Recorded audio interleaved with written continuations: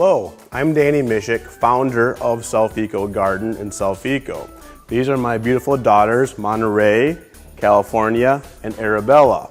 Today we're going to talk about our product in this garden pot compared to a non-sustainable petroleum garden pot. We're simply going to plant a little bit of a salsa garden here with some tomatoes. So first of all, you notice there's different sizes on these tomato plants.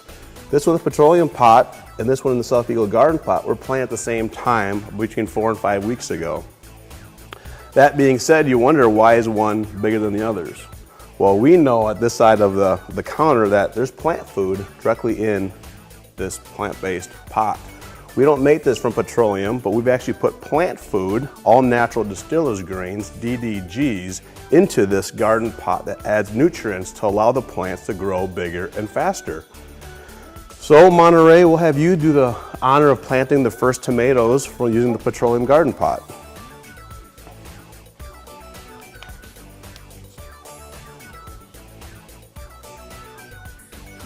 Kind of fell apart a little bit, didn't it? Which one of your favorite things about gardening? The food at the end. The food at the end. There's always a reward there, isn't there? So the next one here, we're going to do 2 tomatoes per planter to get lots of tomatoes for this later this summer. So I don't want to stand up very well. One of the things when using a petroleum garden pot, you do add stress from transplanting from the petroleum pot into a container. So you might need a stick or some support to help these. Monterey, on the bottom of the petroleum pot, what's the recycle number on that? 6PS. 6PS, that stands for polystyrene number 6. The community that we live in does not recycle that. So this has to go into the landfill. 4 billion petroleum pots are sold each year with plants in them. Now, only 2% get recycled. That's a lot of petroleum pots that we're putting in our landfills for one-time use garden pot. So we're gonna go now to the SelfEco Garden Pot. Again, these are made from plants. The cool part about this, we get to plant the pot directly into the garden with the plant. So Callie, will you plant the first SelfEco pot, please? Notice what she's doing. She's peeling the tabs to make sure the roots can get out from the pot. And the tabs she's putting directly right into the garden pot. That way, just extra nutrients. And when she's done with that, she's planting the entire pot. So Belle, you want to plant the second plant? Again, she's removing the tabs from this plant-based garden pot, putting them into the hole, and we plant the whole pot. Now people ask me, how fast does it break down? And it's really hard because there's so many different types of soil and regions.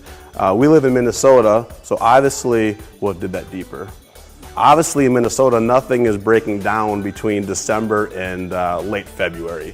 So based on the soil, we say it breaks down to the growing season, and we have some images of what plants look like at 17 and a half weeks. But really what our customers are doing, they're actually tilling it up after the growing season for nutrients for next season. If you don't want to till it up for nutrients for next season, what we can do, and then throw it into an industrial compost facility at that point, and it will break down. So this looks like we're all done. We need to add some water, correct? So Callie and Bella, you'll water your plant. So Bella, what's one of your favorite things about gardening? Getting to plant them. The planting part of it's fun. What's one of your favorite fruits or vegetables that we planted? I like eggplants. Eggplants? Who would have thought we would have liked that? So we've done zucchini, we've done eggplants, we've done tomatoes, we've done peppers. Mom makes awesome salsa that's fresh from the garden. We think we're all done here, but what have we forgotten? You guys have nothing to worry about because the plant food's already in your pot. But Monterey, you need to add fertilizer. So don't forget to add the fertilizer. So here is the fertilizer for you to use. Shake that in there. Now the bizarre part, ladies, where are the roots on the plant? They're below the soil, right?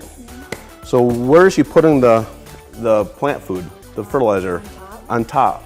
So what happens if we get too much wind or too much rain at the same time? Blow away. It blows away, it runs off on our waterways. So that way this allows our water to become polluted. This stuff, nothing goes into the waterways. So that's one of the things is we're not drilling for oil because these are made from plants. The plant food's in this below the soil. It's not running from the waterways.